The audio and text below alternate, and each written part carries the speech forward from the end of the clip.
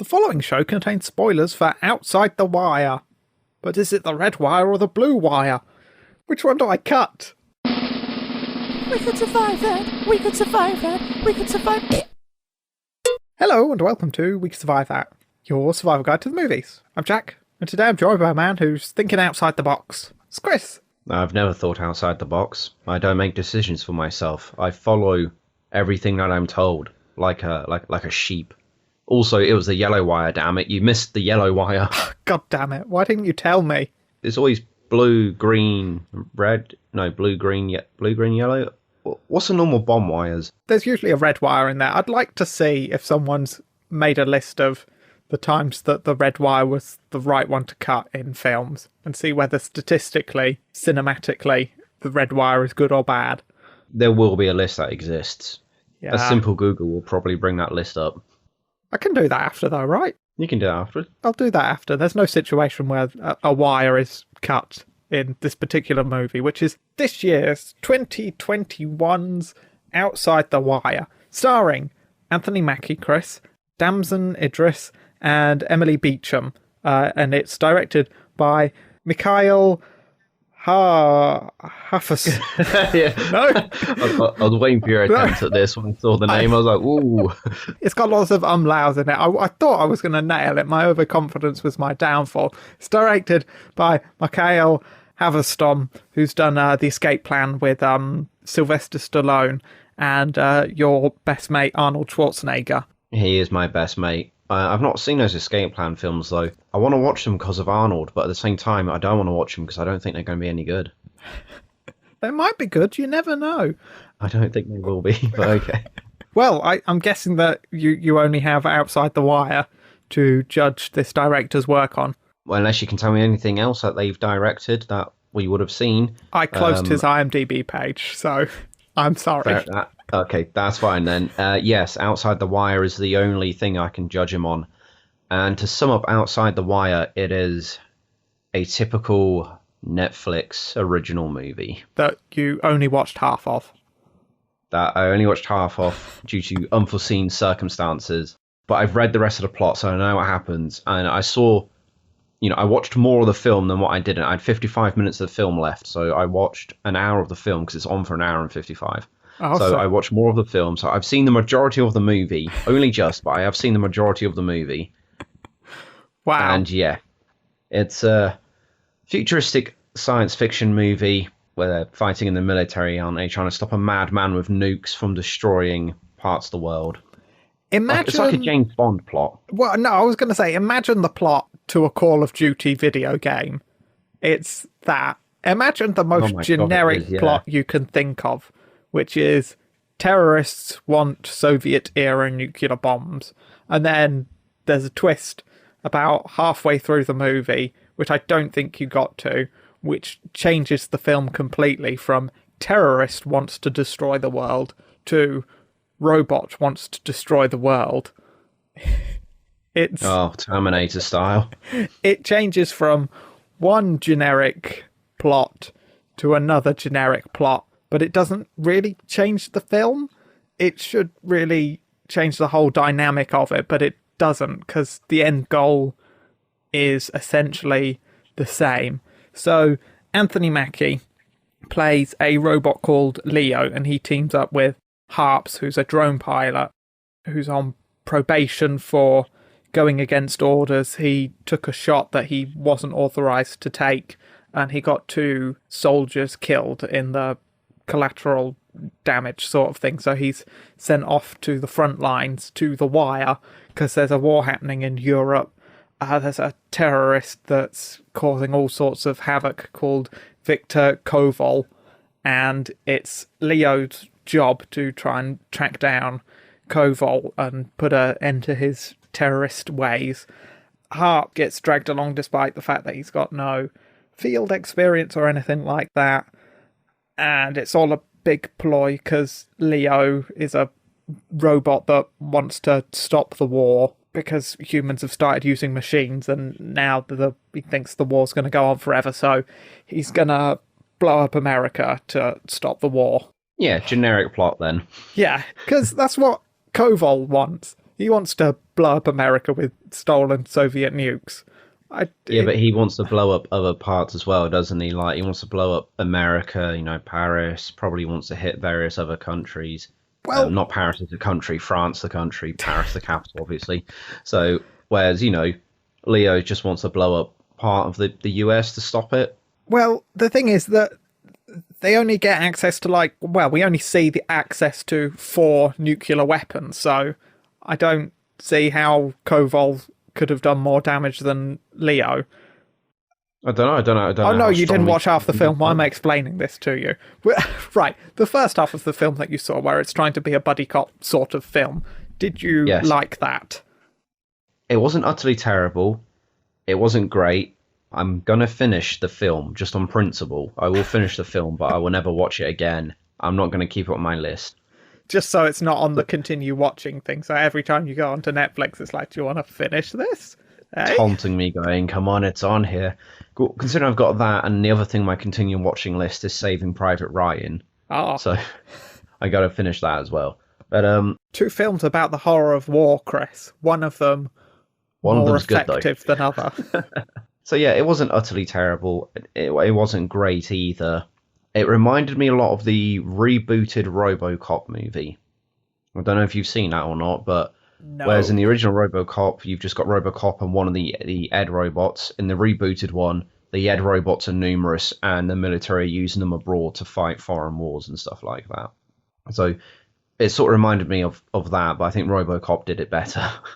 Well, in reality, what do you think is going to be more effective at war? One of these big, clunky, bipedal robots, or sticking a machine gun or a rocket launcher onto a quadcopter that you can remotely control from half a mile away, or even a country away?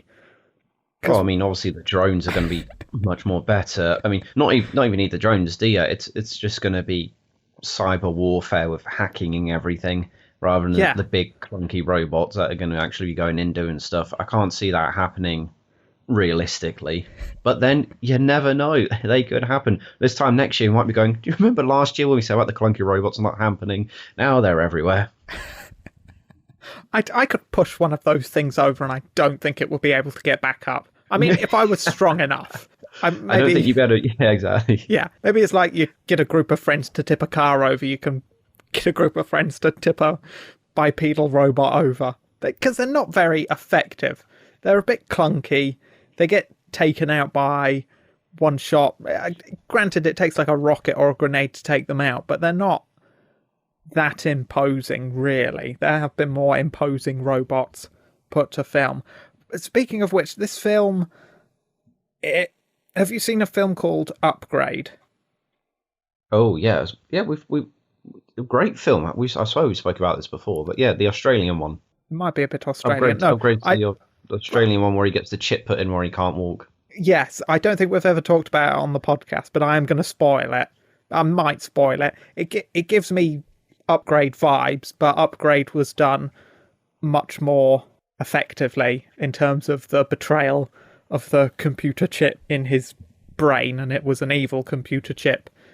That was done better, in my opinion. Maybe Upgrade, because I saw the twist of Leo coming. Maybe because, again, I'd watched Upgrade and I was suspicious of robots wanting to be tampered with and having bits of them taken out. Because Leo's sort of lie to Harp to get him to take out the override or whatever it was, the inhibitor chip, was that it was a tracker and that Koval could track it.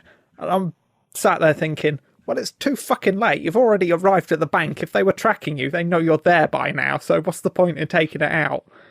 So it wasn't a tracker. What was the chip then? It was like an inhibitor so he could break the rules. So he could go rogue and blow up half the US.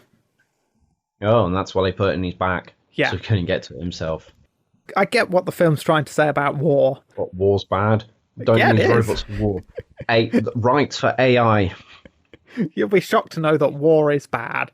It does a little sort of Star Wars thing as well, where if you've got two sides with armies that are just mass-produced, like the clones and the droids, it's just going to go on forever, isn't it? It's kind of what Palpatine did. Get everyone sick of war and then kill the Jedi and go, they were the cause. Fuck them. I'm your emperor now. And how is that like this, though? That's Leo's fear that the two sides have now got armies that can just fight forever. And they're unfeeling machines and got stuff. Armies that can fight forever, have they? Because they got... Unless... Oh, what, you're referring just to the robots on both sides? Yeah. Right, okay, fair enough, yeah. The half that you've watched, Chris. The Yes. non-George Lucas Star Wars philosophy half, where they're buddy copping. Did you believe their relationship at all? Because I figured that Leon just fucking 1 minute he's joshing with Harp, and then the next minute he's like, you son of a bitch, Harp, you're fucking useless. You don't know anything. Why are you being such a pain in my ass? Oh, Jesus Christ. Yeah. Oh, fucking hell. No, I just shat myself. I'm sitting in the room, the lights out, and I didn't realise the fucking cat came in. I just put my foot out and hit the cat. Oh, shat me up. What is wrong? I want that bit left in the show. I'll just leave the bit in where you say you shat yourself and leave it with no context. So yeah, their relationship. Did I believe it? Not really. No, I'm not particularly invested in the characters either. If I'm perfectly honest with you, I was more interested in the robot dog thing we saw at the base at the start of the film, when Harp arrives at the base when he's going to go meet Captain Leo, and you've got the big robots, the Gumps walking around. But I spied a few little like robot things on all four legs, like almost like a robot guard dog, if you like. They might have been the robots, but just in like a turret mode. Well, they still look cool. I mean, do they reappear later in the film? I was expecting a fight between them and robot dogs. No, in the bank heist, the robots take on, like, they go on all fours to get out their big cannon and shoot, but it's not very interesting there. The film, I would classify this film as a good background watch film. You put it on in the background, it's on Netflix, you just leave it running, you go and make a cup of tea, you maybe do a bit of work or read a magazine or something, and it's just on in the background, and you look up every now and then when explosions start happening. You know what? There's somebody I work with who does the same thing as that, background movies, how you've just described it. I can't do that. Well, I cannot just put a movie on, even one like this. I can't pop it on and then do something else, like, I don't know, be on my laptop or making a cup of tea, like you said, while it's on, because I'd have to pause the movie because I want to give the movies my full attention. You've got to make it fair on the movie. You didn't give this movie your full attention, so you can't make that argument. It's gonna get my full attention after this, though. It got my full attention for the first hour, and it will get my full attention for the remaining 55 minutes. Bloody hell. No, the CG's all right. There are a few wonky moments in the action where it's cut a bit too snappily for my liking. There's one moment which really irked me because the shot was so out of focus, and usually that doesn't bother me, but it was very noticeable in this shot when Anthony Mackie's standing on a rooftop. It was very distracting, and I try to ignore those sorts of things, but it was just so in your face. I've not got a lot to say about it because it is so generic. It is, yeah. It's what you class as it is a Netflix film, but when you say it's a Netflix film, it's like you said, a generic, as you say, background movie that has nothing special. It's not utterly terrible. It's you're not going to miss out on anything if you don't watch it, are you? Yeah.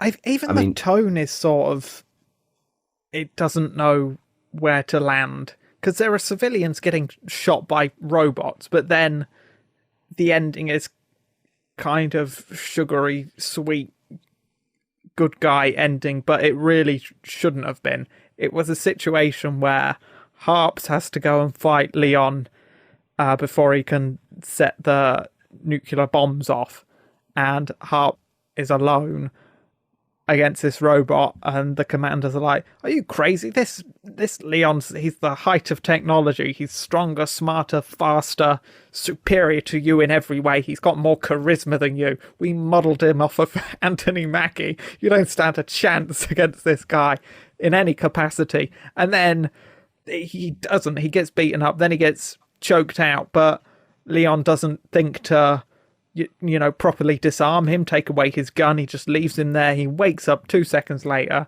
and then Harp just shoots Leon, and it's the end of the movie because they bomb the missile silo so the rockets can't take off and nuke America. It's a lot of build-up, and then there's a weird shift. I don't usually like darker endings, but I wouldn't have cared if Leon had pulled Harp's head off and it had ended with America being nuked. It wouldn't have bothered me at all, because it might have fit the tone of the movie slightly better overall. Okay, I can see where you're coming from, yeah. That sounds like a better ending as well, actually, but have Harp alive, so when America's nuked, he knows that he's failed. And then there can be a cutscene to his fiancée he's meant to marry, and you can just see the blast in the background. And then credits roll. Well, you can have him know he fails when he gets punched through the chest by a robot that beat him, essentially, but then just didn't disarm him or tie him up or lock him in a cupboard somewhere. Why would he be locking him in a cupboard if he was inside a missile silo? I don't know. They have cupboards, I'm sure. How little you know of missile silos. Of course they don't have cupboards. They got to keep their brooms somewhere to clean up all the rocket ash when it blasts off out of the silo. Okay. So, yeah. Also, Harp didn't really need to be there because they could have just followed Leon with a drone and then just blown him up anyway. So, or they could have just sent someone more qualified than Harp, someone with actual combat training or anything like that to try and fight Leon. It just... Yeah, but this is Harp's redemption, isn't it? For killing those 2 Marines at the start and saving the other 38 Marines.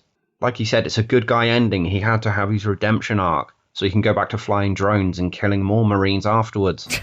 But at least this time, when he kills these Marines, he'll feel something for them. He'll have more empathy. He won't be this stone cold, calculated machine. No, he's going to go back to the Air Force and he's going to be like, I was right about killing those 2 Marines because there was a rocket launcher in that armored truck. I was right about the killer robot. I'm right about everything. So he's gonna go back with an overinflated ego, thinking that he's right about everything. Yes, which will then lead to Over the Wire 2. But this one's called Under the Wire. I don't think they're going to make. And then the next one will be called Other Side of the Wire, and then the next one will be Return of Leo, The Wire. They can't do it, Chris, because this movie was bad. Yeah, I'm agreeing. Then they're definitely not going to make a sequel to this. Yeah. Also, one more thing: they sent Harps in to confirm that they were definitely going to get Leo to avoid a direct war with Russia, because I'm assuming that Russia have got some people posted there because Leo kills a bunch of people. I don't know whether they're Koval's men or Russian soldiers or whoever they were. They didn't want an international incident when they go head-to-head with Russia. But how are you going to explain this to Russia? Hey, one of our super secret robots went crazy and tried to nuke our country, but then we bombed one of your Soviet nuclear sites. We hope you're okay with that. If you were Russian, would you believe that story? Yes, because I'm Russian. Famously gullible Russians. Of course.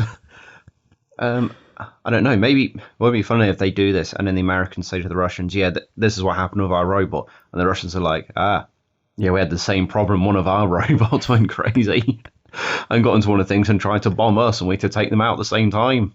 And then they laugh, and the Russian and the American generals laugh, and they slap each other's shoulders like, oh, robots. And then they go off, and then they continue making more robots. No, then they stop and look at each other and go, are you a robot? They're not sure. It's a very lifelike robots. Are we robots? And then the film goes into this in-depth analysis of what it means to be human, and turns out there hasn't been a real human in 50 years, and they're robots just making more robots. I was thinking about halfway through maybe Harp is a robot as well, because Anthony Mackie's so charming. What's that got to be with Anthony? Because Anthony Mack's charming, he's what? That Harp has to be the robot? I don't get that. He might have been. I don't know. I just found it weird. He definitely wasn't a robot. That the robot was more charismatic and more likely to steal my wife than... Yeah, because the idea is meant to be that this Harp guy is so cold and calculating, and he's got no empathy for anybody else, that he acts more like the machine than the machine does. Yeah, I got that. It was very heavy-handed. Oh, I know. Fucking, you're telling me about it when he's in the orphanage, and a woman's like, oh, their parents weren't killed in the war. This is the work of your bombs. And it's like, oh, dramatic. Look at his sad face. And I just kept thinking, why is he slouching so much? No, the fucking orphanage lady is on board with Leon's plan. She's like, yeah, I want him to bomb the US so they know how it feels like to be caught by collateral damage or something. So the orphan lady who built an orphanage gives Harp shit about blowing shit up, then herself wants to be part of this ploy to blow shit up. Yeah. Fuck off. More importantly, why is Harp slouching constantly? Did you notice that? Because that irritated me, especially in the orphanage. You got Anthony Mackie standing all straight up and proud looking, and then you got Harp, who I know he's meant to look out of place and uneasy, but he stood there like slumped over. Look, I've got poor posture as well. I relate to Harp. But not as bad as what fucking Hart was doing. He was like, like a moody teenager, like, oh God, why am I here? Fucking, I was like, Christ, just stand up straight. Why is he there? He's not trained for field combat. Why? Why is he there? Because he was requested by the robot. You know this. The robot said, I requested you because I need somebody who can think outside the box because you're brave enough to kill Marines. And if you can kill 2 Marines, you can be on board of me killing half of America with a nuke. Also, I need a dumb son of a bitch to be tricked by my robot plans. So you're the guy, Harp. That's right. I also need somebody to put their fingers into my back for a few moments, and there's an awkward shot on screen where we're both sort of grunting and groaning while you finger my back. I need you to look uncomfortable, like you're sticking your finger in my actual back, even though it's all CG and you don't actually know what you're sticking your fingers into. It could be anything, but I just need you to look real uncomfortable, even though it's just like changing the fuse in a plug. You wouldn't look like that if you were changing the fuse in a plug, or you're giving a prostate exam to someone. Just chill out. I don't know. I don't like this film, Chris. Don't watch. What about the half of the film that you've watched? Would you recommend people watch half of the film? No. I like science fiction war movies. So I'm for this genre. I like it, but the film was done too poorly for me to rewatch that first half again and get anything new from it. And I can't really see myself recommending it to anybody else.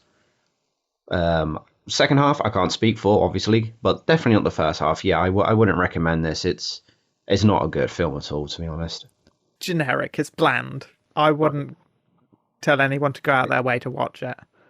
No, I think you pretty much summed it up perfectly with background movie. There's nothing more you can say about it to emphasize the point. It's a bland cardboard movie. Survival elements, Chris. I think Leo could have survived if he'd just killed Harp, because he's a cold, heartless robot. Again, I don't think he actually liked him, and he's willing to kill 1 billion people in a nuclear blast, so why not kill one extra man face to face? Plot then convenience. Plot armor, I believe. There is one guy that we could talk about. Oh no, you haven't seen it.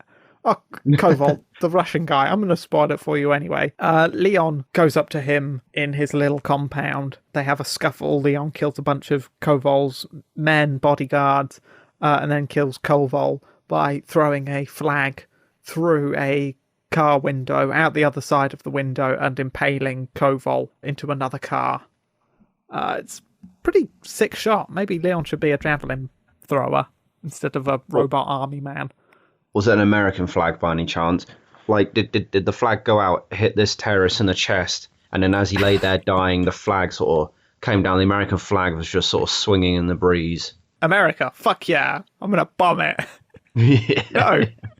It was, I don't know, maybe it was Koval's flag. It wasn't a flag that I recognised, so it's probably a fictional flag. If it is a real flag, I do apologise, but I was going to say, just because you don't recognise it doesn't mean it's a fictional flag. I know every flag in the world.